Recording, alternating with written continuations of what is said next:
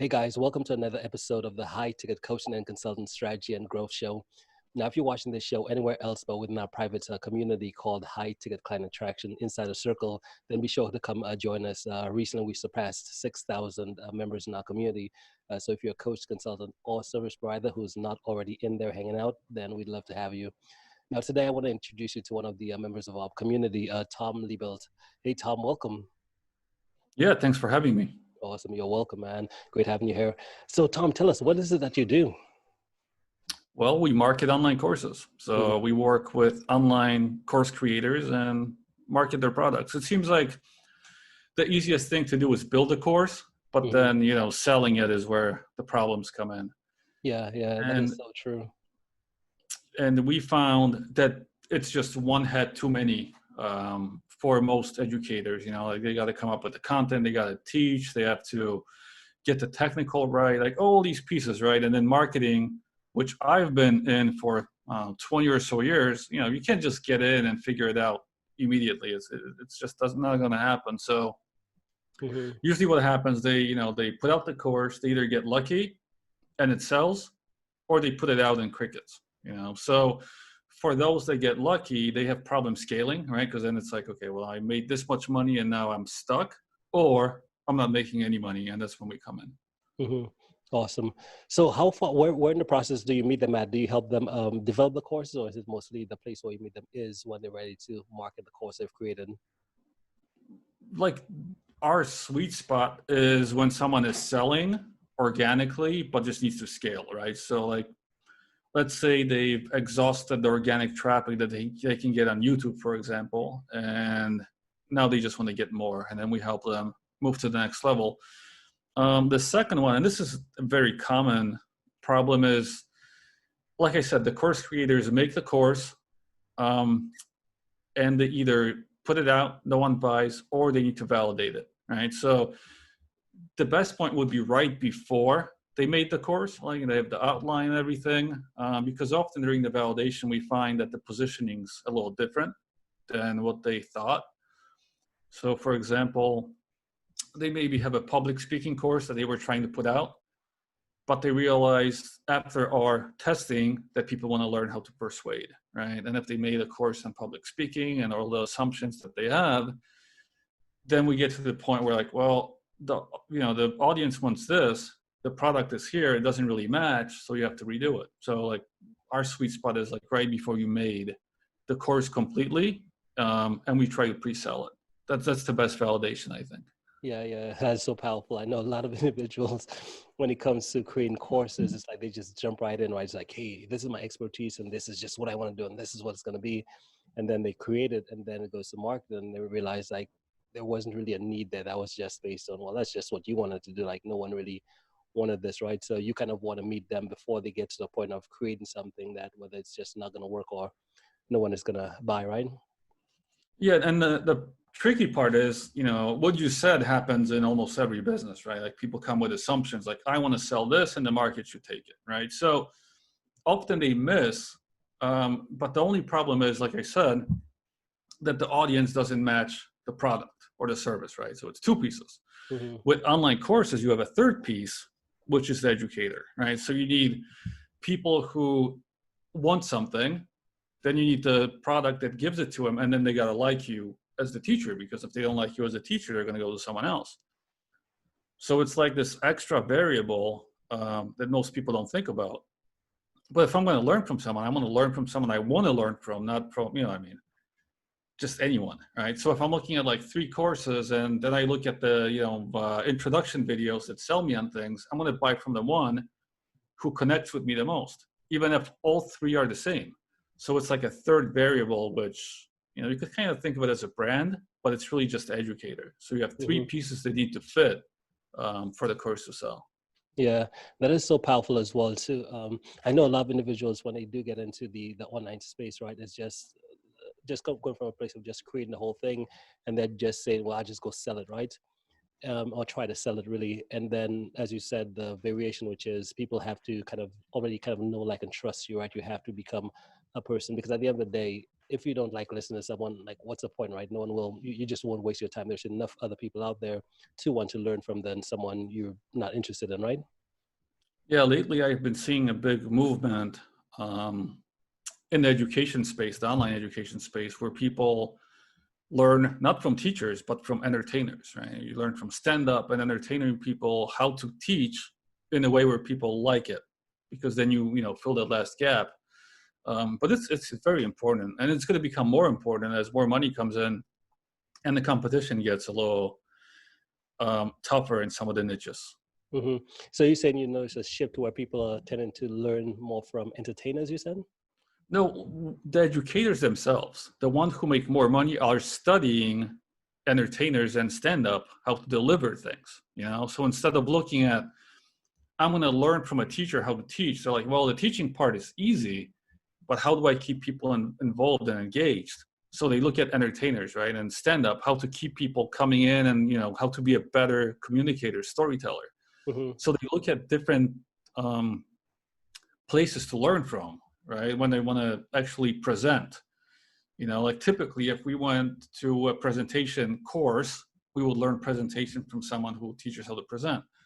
But watching someone that does stand up is way more entertaining, and you'll learn much more. So people are looking in those directions. That's what I Hmm. meant. That's fascinating. I haven't heard that. I haven't even really thought about that before until having the conversation with you. Because stand up is one of those things where it's just right. It's just human nature, right? We want to see a comedian. We want to see someone's funny. We want to see how they present and laugh. And having that presence where you could now bring that as an online educator, that's pretty powerful.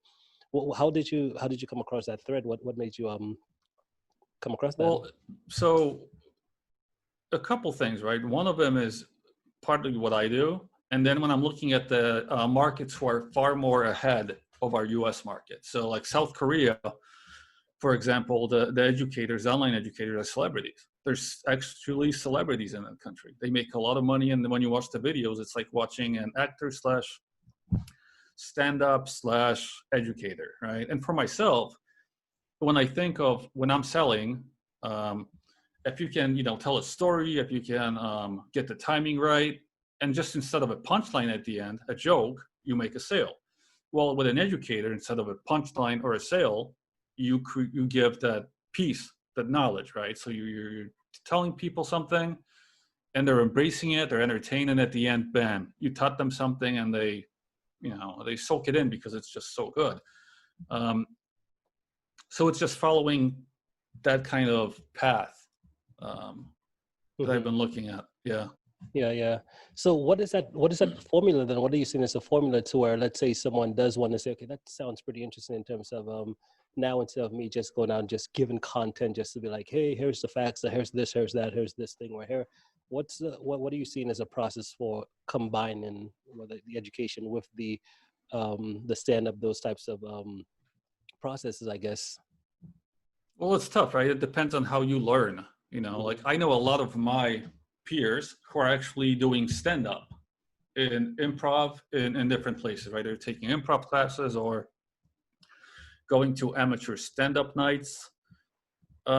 Myself, since I do a lot of selling through writing, like in my Twitter account and on Facebook, I test jokes a lot within my market, and then kind of drive people in. You know, I'll talk about marketing or courses. I also watch a lot of what the other comedians are doing, right? Because, you know, if you want to be better at something, you kind of steal the foundations and then you create your own pieces on top of it.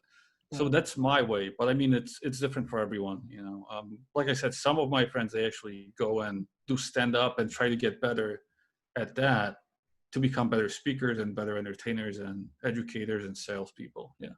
Hmm. Powerful stuff, man. Love it, love it. So, what's your background before you got into marketing, helping individuals? What did you do before? It's been a long path, man. I've had many businesses. I worked quite a few sales jobs, inside, outside retail. I was a musician. I was a studio engineer before that. Um, I created a documentary. When I was bored, I did a lot of years in SEO. Had a record store, had a coffee shop. It's been a long path. It's been a long, long path. A lot of, you know, switching and ebbs and churns and failures and successes. And And it's been good. I'm in a good spot now, but it's definitely hasn't been easy. It's like that becoming fairly successful after, 15, 20 years of grinding it out. Yeah, the whole saying, right? It took me 15 years to become an overnight success, right? It's pretty much it, and like I'm in a really good spot right now, but when I think of it, it's been many, many years of, hitting the peaks and valleys and then, finally pretty set. But I mean, I'm not as successful as I want to be yet, so I keep grinding it out. I think you just got to enjoy the journey. That's really what it's about. Yeah, yeah, that's so true. I know, and that's the one thing I realized with entrepreneurship, right? So in the past, when you had like a job, a 9 to 5, where everything was stable for you to where hey, as long as I show up, I'm typically have an idea of what I need to do, how that whole thing works. As long as I show up, put in my 8 hours, boom, I get my paycheck at the end of every 2 weeks or every month, right? But with entrepreneurship, it's a little bit different, where it's like you gotta face all the like you're responsible for every single thing. So whether things are good, hey, you got to be there. Whether they're bad, you got to be there. Whether you're making money, you got to be there. Whether you're not making, you got to be there, right? It's sort of true. Like I found, when I was working in those sales jobs, and I was working for big companies too, so you would expect for them to be super stable, but they weren't. Mm-hmm. They were structured, like I knew when I come in at 7 in the morning, they're going to expect me to be in and on the clock around like 6 p.m. or 7 p.m. Right? I knew that, but stability, I don't know, man. Like we were numbers, like they told me like, oh, you're so special. But when I looked at my corporate like invoices and my salary, it's like your number 5567 whatever, right? Like I was just a number. I was like telling my manager, like, dude, no, I'm just a number. You can see it here. But with and I didn't control a lot of stuff. Like I was in sales, and what often happened is I would sell something like a big account. The company would screw up the delivery, and they would take my money back. And I'm like, dude, like this is insane. Which it doesn't happen in your own business. Like I control the whole process. I also feel like in my own business, like the structure might not be there because I can kind of create my own work days. But as long as you think of your business in a way like an anti-fragile way, right? Like where you create, okay, let's say you have client work. You'll have a service type of business, and then you'll have some kind of an info product, like an online course, which will have its ups and downs, but you can even it out with the clients, so usually it matches up. And then you'll have like a software business on the side, all within the same niche, all supporting each other. And you never have to worry about that. Something will always be bringing money in. It actually becomes very stable. Mm-hmm. Yeah, I love it, love it. Awesome. So would you consider yourself a natural sales? Because you said you started off in kind of like sales, right? Well, I was selling things since I was about 7. My dad used to take me to soccer stadiums in Poland, and we would like sell things, and I would help him. So I was selling from an early age, but I don't know if, I mean, I was convincing since, and persuasive since I was young, but I don't know if I was a great salesperson. Mm-hmm. I think around I could sell, but I didn't know why it was working, right? So I consider that being more lucky and persuasive. In my 20s, that's why I took those jobs, the sales jobs. What I would do is I would go to like one corporation, get training, work a month or two, hit my goals or as close to them as I could, quit and go to the next company, right? So I would get like 7 big companies giving me training and teaching me how to do the inside sales, outside sales, retail, all this stuff. And finally, I figured out why things work. And when I'm selling something, now I can see, oh, I hit a spot here, need to move here. This person's kind of, leaning in that direction. I can move. So like I know how to take the conversation to make the sale as long as I want to make the sale, because that's a different story. Often I'm like, I don't want to work with this person. That's just kind of,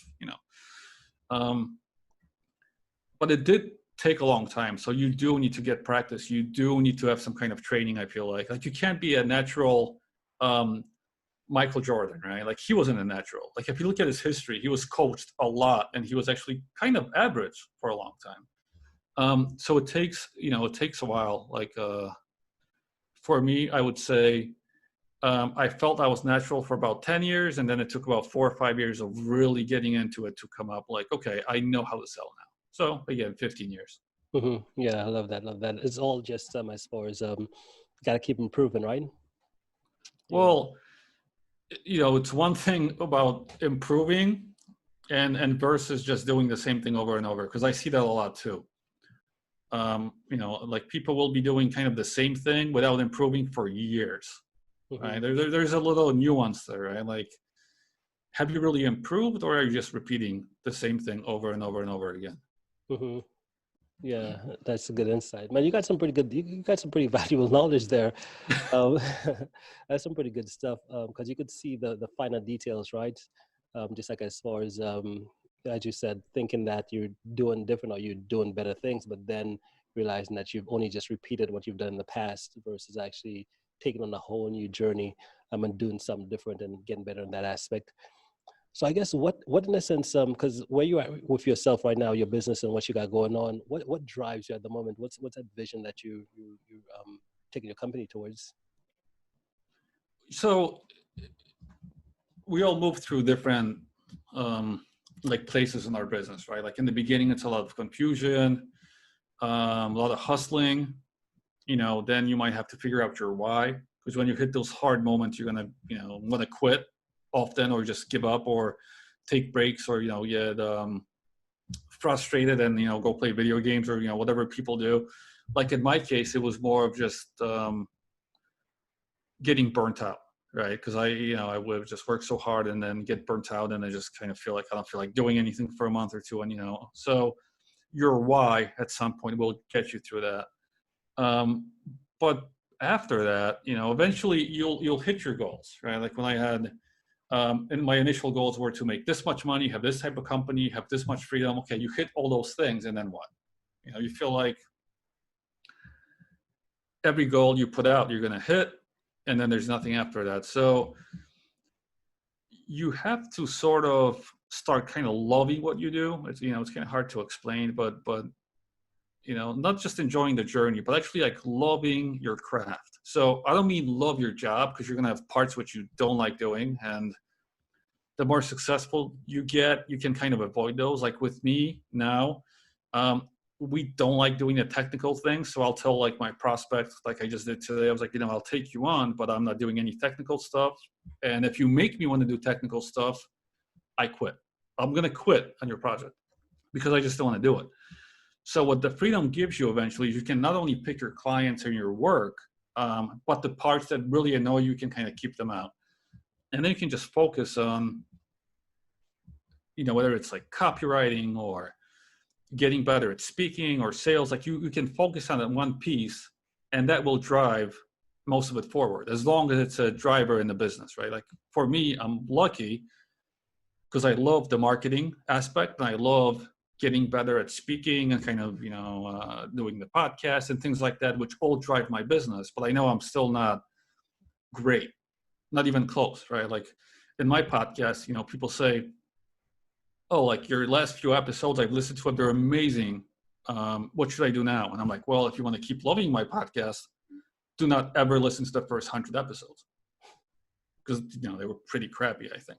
Hmm. So, it's always that drive, and realizing that you weren't great and you're going to become better. And like, got to love pieces of what you do. And those things, like when I wake up every morning, I'm like, okay, maybe I can write something better today, or I can make a new episode that's even better, right? And those things kind of drive you towards the future. And they'll help you on your career path too, right? Like when you're business, when you have these like two paths, like, okay, you can take the easy way out, take the hard way out. That comes with experience. Eventually you'll be like, well, this easy way is going to lead me to the point where I'm without a business again. So for me, in the beginning, I took the easy way out, and I took my team to do Kindle books. This was like, 10 years ago. And we wrote up to 5,000 Kindle books. It was easy, ton of money being made. We invested a lot of time and money. Eventually the account got shut down. Easy became hard. We have nothing, right? So those things, like, from experience now, I take the harder way because I want to control everything about my business. But you'll also be able to kind of pick directions based on what you want to do, right? So if this path helps me do more of copywriting and speaking, and this, I'll take this path, even though this one might make more money. If you get what I'm saying, right? Yeah, So yeah. So like your love for what you do will kind of help you pick the right things for you. Hmm. Yeah, powerful stuff. I love it. I love what you said about your podcast as well too. It's like, hey, don't listen to the first 100 episodes. I'm the same Initially, I used to way. say 50, but that was just when I was at like episode 110. Now I'm at like 150. I'm like, just the first 100, just let them go. Just Yeah. don't. You'll like me much more. Yeah, yeah. It's the same way as well. So even like with this show here, right? I think I've been doing this show for like two and a half weeks right now. And this is most likely probably gonna be like my 100th episode, right? So I've interviewed so many people, but a lot of people are like, man, like, because I my one of my previous guests, they were like, man, I listened to your stuff. It was awesome. You do such a great job. I'm like, man, for me that's all crap. I've only been doing this for like 2 weeks. But the Well, I whole mean, you came prepared though. Like you came dressed up, ready for the video, and I was like, well, Mhm. you can take when someone's taking it seriously too, and that matters a lot, like, and then especially if you show up every single time and you keep getting better, like, you just don't know what it's going to bring. Like a lot of opportunities happen just by showing up a lot. And it happened for me just by, continually being out there, even if I don't feel like it, things do come out of that. So I do respect what you're doing. Appreciate it. Thank you. Thank you. So a few questions I like to ask my guests as far as three really. The first is a story, right? So based on where you are in your life today, the success that you've created in your business and stuff like that, what's one story you could share with us from your past that we can look back and say, so that's how you became who you are today, and that's why you do what you do. So when I was younger, and I mentioned I used to, get taken with my dad to the soccer stadiums and buy things. So I learned a lot about human nature when I was that young. It wasn't the best parts of the human nature, but they helped me a lot, moving forward. Right? Like I gained street smarts, let's put it that way, very early. In Poland, when you went to the soccer stadiums, there were a lot of Polish sellers and then Russian sellers, and I quickly realized how some of them will hustle you, right? And for me, that was I would buy a soccer ball and, pumping it up in the house. And my dad comes in like, well, what are you doing? I'm like, I'm keep trying to pump this ball. He looks at it. He's like, oh, they sold you a soccer ball without the rubber in it. Right. So not everything looks, it is what it looks like when you're buying it. Right. Things often, there's things behind the scenes. Got to be careful with your purchases. Another thing, like when I would go buy comic books, for example, and I liked something, and then I look at something else, and then I look back at the comic book I liked, the price doubles, right? So people knew if you like something, um, to kind of take advantage of you, right? Like this, so have a better poker face. Like it were small lessons, right? It's like when I had those at such an early age, when I was selling things to my classmates, customer service, like, oh, this videotape you sold was bad, and we would fight after class. No, it's great, but like I learned, like I better sell stuff which is good, or I'm gonna have to fight after class every single time.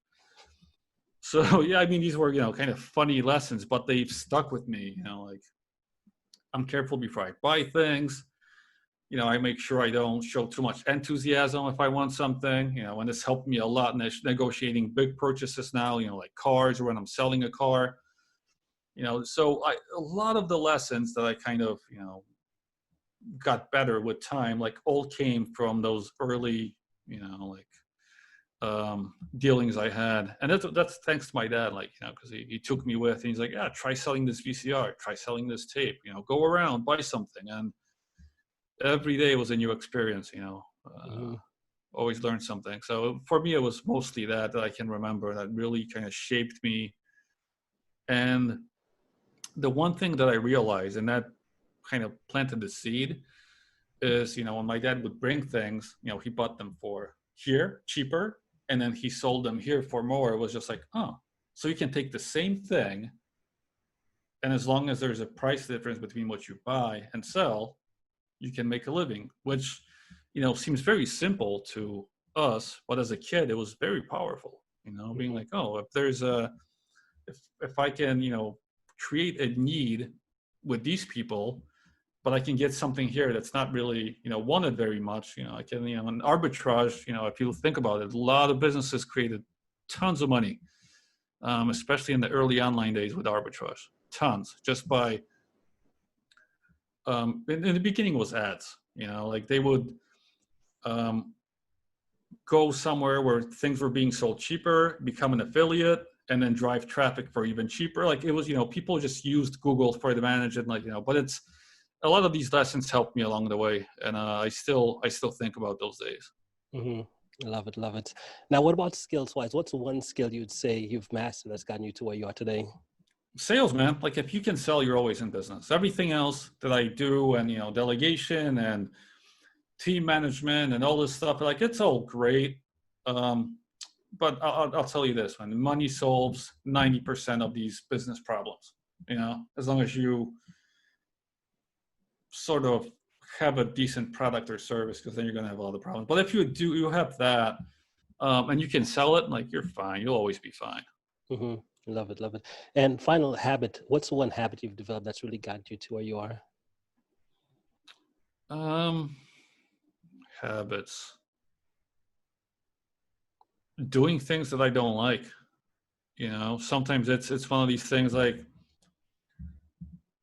where you have to have a hard time with an employee and have a talk with him. You just got to do it. You got to show up and do it. You have been booked for 15 podcasts in a row, and by the third one, you're just like, I'm tired. I don't want to do any of this, but you just keep showing up and do them anyways. You have a sales page to write, and you're just like, I hate this. I don't want to do it right now, but you just show up and do it. It's one of these things where it's like, I don't even, if it's on my to-do list from the night before, I don't care how I feel the next day. I'm just going to go through those and get them done. So that's just one habit. Like it made all the difference. Mm-hmm. Making a list of the main things you want to accomplish the next day, and actually doing them, and then creating a list for the next day. And continually, if you keep doing that, within a couple of years, if you're not making good money, there's like a real problem there. Mm-hmm. Love it, Tom. Well, hey, looks like we're getting short on time, but if someone wanted to connect with you, what's the best way for them to be able to reach out? The best way is smartbrandmarketing.com. That's where I hold the podcast. That's where I hold all the services. Like everything kind of that I do gets kind of is under the umbrella, let's say, of that website. So even if I have different websites, they always get kind of linked out at different points of that website. So that's the best place. Awesome. Love it. Love it. Well, hey, thank you so much for stopping by and making the time to be here with us today and sharing some of this wonderful wisdom here today. Now, one final question. What do you want to leave the listeners with? What's the biggest takeaway based on where you are right now? What's that biggest takeaway you want to just share with the audience here before we end? So this piece is something I've been thinking about a lot lately, and like I know you're listening to the podcast, and I know what the point of these podcasts are, but stop listening to other people's advice. Here's the problem with it. The only advice you'll get from someone else that actually sort of works are the basics, right? So for example, how do I sell this product online, right? And the only real advice someone can give you is be like, well, you got to create kind of like a lead magnet, drive people in, warm them up, have a good offer, sell, right? Anything else is not really repeatable. So if you have like 2 more minutes, let me explain my thinking, and then I'll leave you with it. When I look back on my life, and I go back, let's say 5 years back, right? Like just from the point where I kind of started the course marketing company, and it was started a little before, but I took it seriously and grew it, right? And if I want to repeat that now, again, myself, my own steps from 5 years ago, it wouldn't come out the same way, like different circumstances, luck, whatever. So if I cannot take my own steps in my own business, repeat them, and build the same thing over again, there's no way you can take anyone else's advice or look at anyone else's work or life or anything and think, if I take those steps, I'm going to get to where they are, right? So most advice is complete nonsense, and you should just not take it. It's like when people ask you, what kind of book should I read about marketing? They don't actually want to learn marketing. If someone asks you, like, what should I watch to do this? It's like, they don't really want to do that. you know, if you want to become a better writer, you just write, right? And what happens is, you know, past the foundation, everything else is nuance, and the nuance is what takes time and experience, and you got to just put in the work. And that would be a giveaway. You know, it's every time you're asking for advice and listening to it, you're kind of procrastinating. You're actually keeping yourself away from doing what you're supposed to be doing, and just thinking you're doing something, kind of busy work, but you're not actually doing what you're supposed to. It's all to kind of distract you from, you know, the hard things that you need to do in business. So there's nothing wrong to listening to a podcast like this and getting a little motivated. But anything past just like the mental models and maybe finding out, oh, this is how he thinks, or this is how he looks at things. Anything past that is like, it's not really going to change your life or your business. Yeah, man, goodness, man, goodness. Now, let's start over. Let's keep going with this podcast. You shared some awesome stuff, man. Really, really appreciate it, Tom. Well, hey, man, thank you so much for stopping by. I really appreciate it. I'm definitely looking to doing round number 2. Sound good? Yeah. Thank you for having me. And yeah, keep going, man. Like, reach out to me around the 200 or 300th episode, and let's see what happens. Awesome, perfect. Well, thank you again. Enjoy, and we'll be in touch. All right. Take care.